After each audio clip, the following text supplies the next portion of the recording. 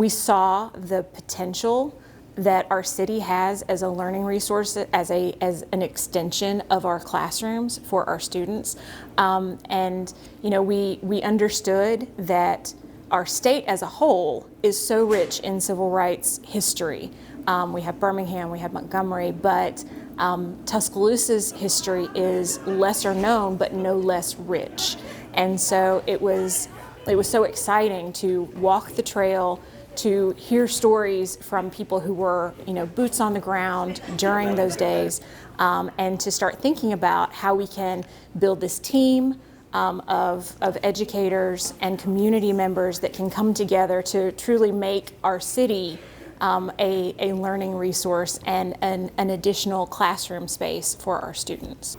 Well, we're very excited to be able to do this for Lauren and the Civil Rights Trail Committee.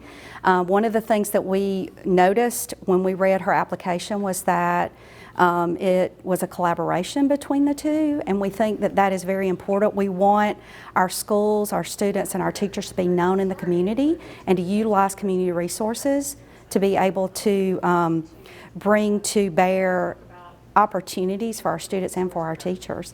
Our initial plan is to start reaching out to teachers in grades 4 through 8 to recruit primarily social studies and ELA folks that are interested in making this a part of what they do. Bring them in.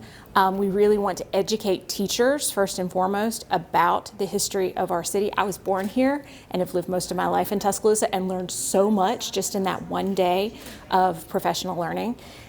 So we want to make sure that all of the teachers that we recruit have that same opportunity to really dive deep and become fluent in the language of civil rights in our city. We want to start building that curriculum. So looking at our course of study standards, thinking about each spot on the trail and how each of those might fit with our existing curricula across all of those grade levels, and then really start building classroom experiences and field trip opportunities, whether those are virtual or in-person, kids out and walking the trail.